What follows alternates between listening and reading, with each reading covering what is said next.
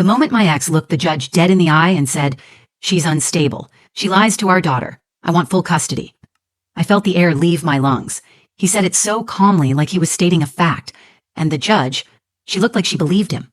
I wanted to speak. I wanted to scream, cry, explain, something. But nothing came out. I sat there, heart racing, frozen in that hard courtroom chair while the man who used to tell me he loved me painted me as a danger to the one person I love more than anything, my daughter. Mila sat behind me, holding my mother's hand. She's only 7, but she watched everything. Her wide brown eyes locked onto mine. She could see it. She could feel it. I was drowning and no one was throwing me a rope. Damon, my ex-husband, wore a navy blue suit like he was about to give a TED talk. Calm, smooth, perfectly rehearsed. The same man who used to scream at me in the car over the wrong takeout order now sat in front of a judge, looking like the picture of responsibility. He was charming. He always had been. That was the problem. The judge asked me if I had anything to say in response. I opened my mouth, but all that came out was a shaky breath. My lawyer glanced at me, silent. The courtroom was dead quiet. My hands trembled. I was about to lose my daughter, and it felt like no one could see what was really happening. Then I heard a voice, small, clear, and steady, from behind me.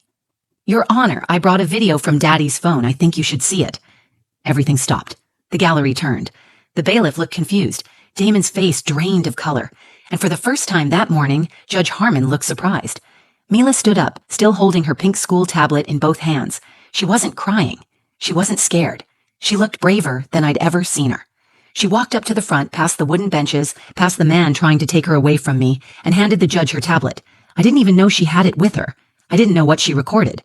I didn't even know she knew how to record on Damon's phone, but I knew something had just changed. The judge took the tablet. "What is this?" she asked. Mila's voice was soft but confident. "From last weekend, Daddy said those things when I was supposed to be asleep, but I wasn't.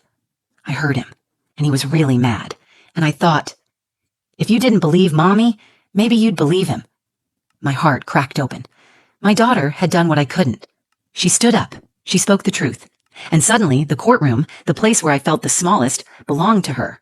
Before the courtroom, before the suit and the silence and the judge's cold eyes, before the video, there was just us, me and Mila.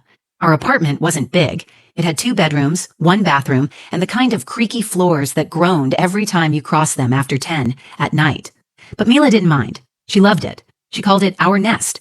She said the pink curtains in her room made it look like the inside of a cotton candy cloud. Most nights, she'd lie on her bed with her stuffed penguin, Pepper, and ask me to read 2 stories instead of 1. I always said yes. I worked from home as a freelance graphic designer, which paid just enough to keep us afloat. My mom, Carolyn, lived a few blocks away and helped watch Mila when I had deadlines. She's the kind of mom who doesn't always say the right thing, but always shows up. She'd bring lasagna unannounced, scrub my bathroom when I wasn't looking, and tell me, "You're doing better than you think, Aria." And for a while, I believed her. Mila was 7, smart, soft-hearted, and observant in ways that made adults uncomfortable. She asked questions that made you think twice before lying. She once caught me crying in the kitchen late at night and didn't say anything. She just brought over her blanket and wrapped it around my shoulders. That was the kind of child she was. Our favorite thing was the truth jar. I started it when Damon and I first split. I told her that anytime she had a question or wanted to talk about something confusing or scary, she could write it down and put it in the jar. We'd read 1 note together each night. Some were silly. "Why do people snore?" Others cut deep. "Will Daddy stop loving me if I stay with you?" I told her the truth, always, no matter how much it hurt. The divorce hadn't been clean. Damon wanted control more than he wanted custody. He agreed to joint custody on paper, but in practice, he pushed for more. He questioned every parenting decision I made, criticized what I fed her, complained if I picked her up 2 minutes late. And during his weekends, Mila would come home withdrawn and quiet. Sometimes she wouldn't talk to me at all until Tuesday. I brought it up in court, but Damon knew how to present himself. He was a former college athlete turned sales executive, the kind who made people laugh and remembered everyone's name. He wore confidence like a second skin. In public, he was all smiles. In private, he could snap over spilled juice or a missing charger. I kept track. I documented everything. Emails, messages. I had a folder full of texts where he accused me of being unstable, where he called me names no child should hear their father use about their mother, but I never showed those to Mila. I thought I was protecting her. One night, after a particularly tense drop-off, Mila asked if I ever got scared around Daddy. I paused. She looked down at her cereal and said, "I do. But I think I'm not supposed to say that." That night, I couldn't sleep. I stared at the ceiling and wondered if I had failed her by not fighting harder, by trying too hard to keep things peaceful. A few weeks later, Damon filed for full custody. He said I was emotionally damaging Mila, that I lied to her about him, that I couldn't provide stability. His lawyer submitted statements claiming I was erratic, unreliable, and mentally unfit to co-parent. When I read those documents, my hands shook. I had to sit on the floor. Carolyn sat beside me, held my wrist, and said, "You have the truth." That's enough. I wanted to believe her, but in court, truth isn't loud. It's buried in evidence and twisted into strategy. Damon's lawyer painted a picture of a woman unraveling. My lawyer told me not to get emotional, not to speak unless asked, not to interrupt. But inside, I was screaming. Mila saw it all. Every tear I tried to hide, every time I whispered, "It's going to be okay," even when I wasn't sure it would be. I didn't know she was watching that closely. I didn't know she was listening. I didn't know she was planning anything at all. She was only 7. But somehow she understood what none of us had said out loud. She knew the truth mattered, and she knew the court needed to see it for itself. The custody hearing was set for a Monday morning. I barely slept the night before. Mila had fallen asleep clutching Pepper, her stuffed penguin, and I sat beside her bed until sunrise, just watching her. My chest felt heavy, like something was pressing down on it. I knew this wasn't just a legal matter. It was a fight for her life as she knew it, for the one thing I had poured every piece of myself into protecting. That morning, my mom came with us. She wore her church scarf, the silky one she only pulled out when she needed courage. I think she knew I didn't have much left in me. Mila wore a blue dress with sunflowers on it and packed her school tablet in her backpack like she always did. She didn't say much in the car. She just stared out the window, humming a tune I didn't recognize. When we walked into the courthouse, Damon was already there. He was wearing the same navy suit he wore to our wedding rehearsal dinner, only this time there was no warmth behind his smile, just calculation. His lawyer stood beside him, clipboard in hand, perfectly groomed, speaking in low tones that sounded rehearsed. Damon turned and looked at me, then at Mila. He smiled and waved like nothing was wrong. Mila didn't wave back. The courtroom felt like a stage, everything polished and cold. My name was on the docket, Damon's too, but the person being judged wasn't just me. It was the version of me he had created on paper. When Judge Harmon entered, the room fell into a quiet tension. She was tall, middle-aged, and didn't waste time. She looked directly at Damon's attorney and said, "You may begin." His lawyer started painting the picture immediately. He described Damon as a stable father. He brought up his consistent job, his clean home, his efforts to shield Mila from Arya's emotional unpredictability. He presented texts between Damon and me, taken completely out of context. In one, I told Damon I was overwhelmed and exhausted. He framed that as evidence of mental instability. In another, I asked him not to raise his voice around Mila. That was twisted into a claim that I was controlling and manipulative. I sat there while the person I had once shared a life with turned everything I'd ever said into ammunition. Damon added his own voice when asked. "She's not well," he said, calm and collected. "She tells our daughter I'm the bad guy. She confuses her. She makes Mila afraid of me. I don't want to take her away out of spite. I'm doing this to protect her." Protect her. That word hit me like a slap. Judge Harmon looked at me. "Ms. Lennox, do you have a response?" I opened my mouth, but nothing came out. The words were in my chest, pounding to be released, but my voice betrayed me. My heart raced. My tongue felt heavy. All I could do was look over at Mila, who sat behind me, her little legs swinging off the bench. She gave me a look I'd never forget, worried, but not afraid. My attorney cleared his throat and offered a weak response about my emotional resilience and how overwhelm is a natural part of single parenting. It wasn't enough. It didn't scratch the surface of what was really happening. No one mentioned the time Damon cursed at me on the phone while Mila was in the room. No one asked why Mila started bedwetting again after his weekends. None of that made it into their version of the story. The judge nodded slightly, scribbling notes. And then Damon stood again and said, "Your Honor, I want full custody. I believe my daughter is being emotionally harmed, and I don't think shared custody is in her best interest anymore." I felt the walls closing in. My breath shortened. My hands clenched the arms of my chair. I looked at Mila again, unsure how I could protect her from what was unfolding right in front of her.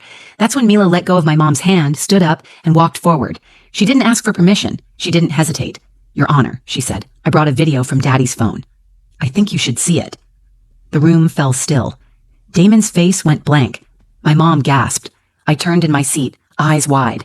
Mila stood there, holding her school tablet, shoulders square, voice steady. Judge Harmon looked at her. "Excuse me?" Mila held the tablet up a little higher. "It's from last weekend. He didn't know I was awake, but I was. I heard what he said, and I thought it might matter." No one spoke. Not Damon, not his lawyer, not the judge. And for the first time since the hearing began, I felt something shift. Mila had brought more than a video. She had brought the truth into the room, and everyone felt it. Mila stood in the center of the courtroom holding her tablet like it was a shield. Her sunflower dress looked a size too small, the hem grazing her knees, but she didn't fidget. She didn't look back for reassurance. She stood alone, facing the judge. "I brought a video from Daddy's phone," she said again. "I think you should see it." Judge Harmon glanced at the bailiff. "Bring it here," she said. Mila walked the few steps forward and handed the device to the bailiff, who then gave it to the judge. The silence stretched across the room like a tight rope. Damon's jaw was set, his lips pressed into a thin, unreadable line. His lawyer looked from him to the tablet and back again. Neither of them moved. The judge turned the screen toward herself and tapped the play button. For a moment, there was nothing. Just the sound of ambient noise, the kind of distant hum you hear late at night when the world outside has gone still. Then came his voice, loud, harsh. Not the smooth, composed tone he had used just minutes earlier in court. It was unmistakably Damon. He was yelling, "You think you're so smart, huh? Go ahead, try telling anyone, see what happens. You'll end up living in some foster home, and don't think your precious mother can save you. She's pathetic." A chair scraped, a plate clattered. Mila's voice, quiet and frightened, whispered, "I'm sorry." He cut her off. "Don't talk back. You're lucky I even let you come over. If you say a word to her, I swear—" The judge hit pause. She didn't say anything right away. She just sat there, staring at the frozen screen. Damon shifted in his seat. His lawyer leaned in, whispering something fast and panicked, but the judge raised her hand to silence him. "Where did this come from?" she asked, her voice even. Mila answered without hesitation. "He left his phone on the couch. I heard him yelling, and I wanted to record it. I was scared, but I thought if someone heard it, maybe they'd believe me and Mommy." My chest tightened. My daughter had been scared. She had made a plan, and she had followed through with more courage than most adults I know.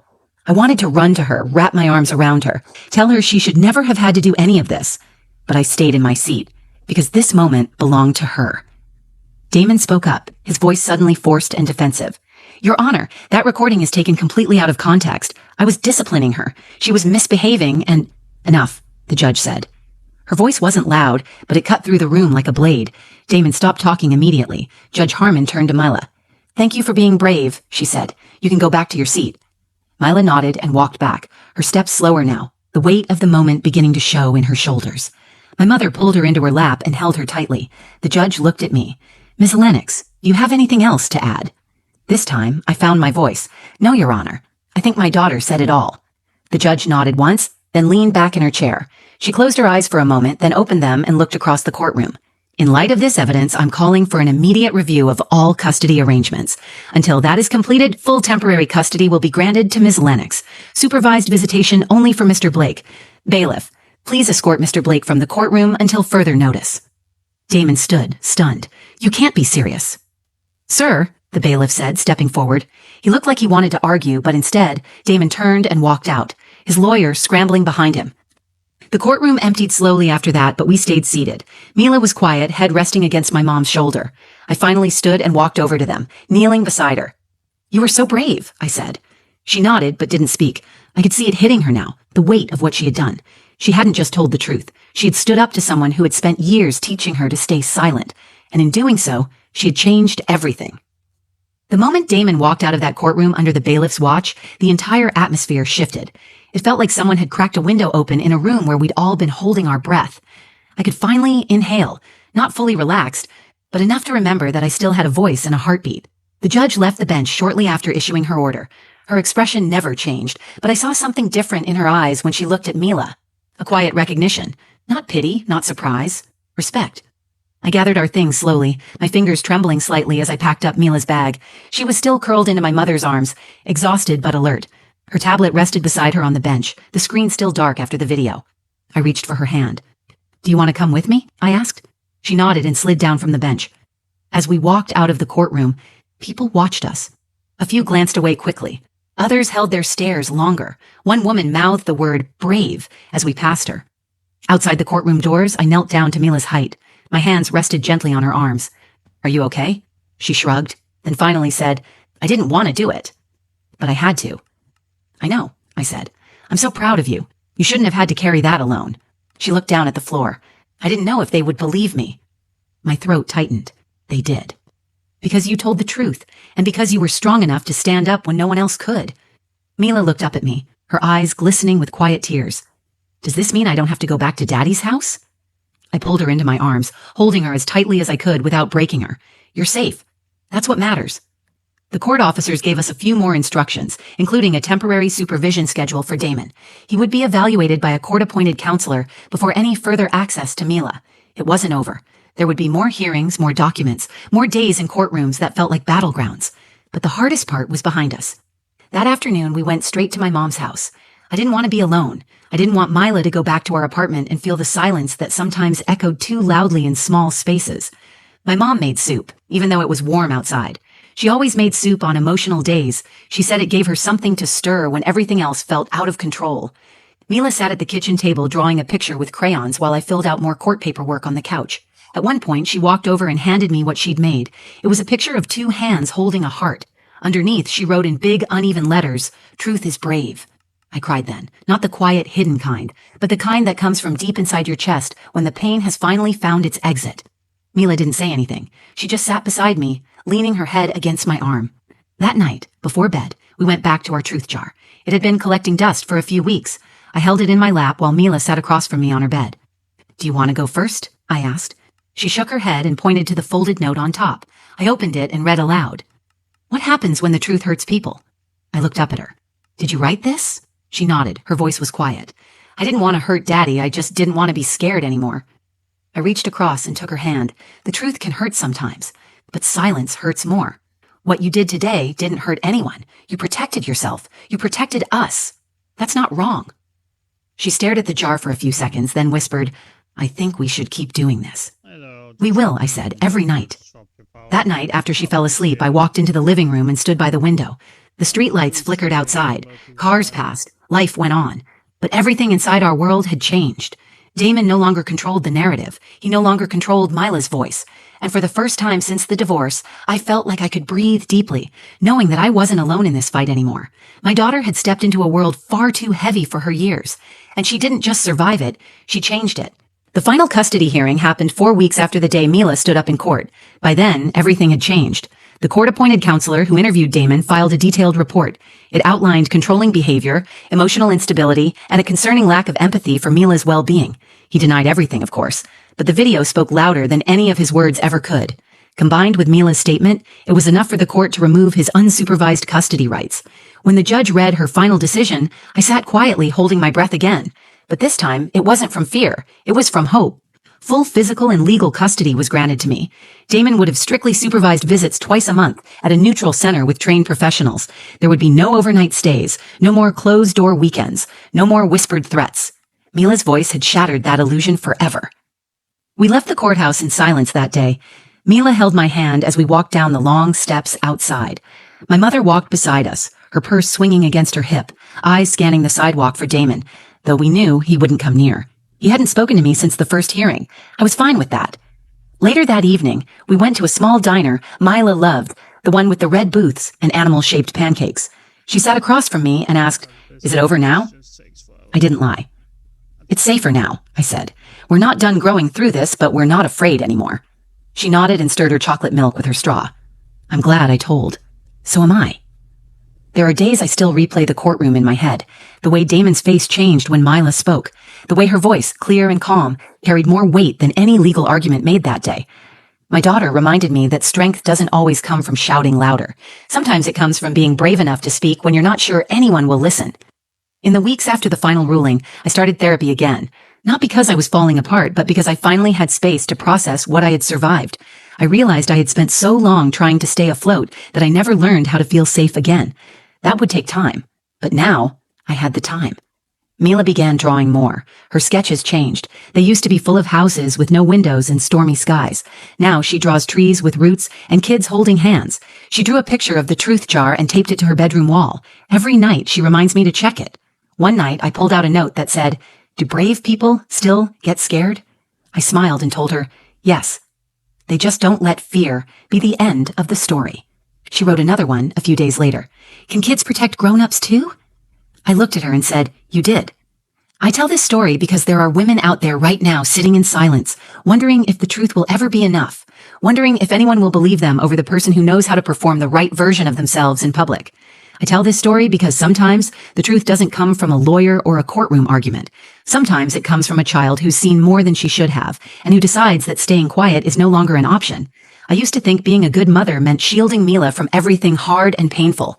Now I know it means standing beside her through it, teaching her to tell the truth, letting her see me cry, then showing her what it looks like to get back up.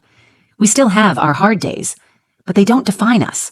We are not the scared versions of ourselves that Damon tried to trap us in. We are loud when we need to be. We are quiet when we choose to be. And we are free. Mila saved us both that day. She didn't just bring the truth into that courtroom. She brought the light. And for the first time in years, I didn't feel like I was losing her. I felt like I was meeting her for the first time. If you're still here, thank you for listening. This wasn't an easy story to tell, but I believe stories like this need to be told, because somewhere out there, another mother is sitting in silence, thinking no one will believe her, and maybe she just needed to hear this. If this story moved you, please like the video, share it with someone who needs it, and leave a comment. I read them, and they mean more than you know. And if you want to hear more real stories, raw, honest, and full of heart, subscribe to the channel and turn on notifications. There's more to come. Thanks again for being here. Stay brave, stay kind, and never forget that the truth matters.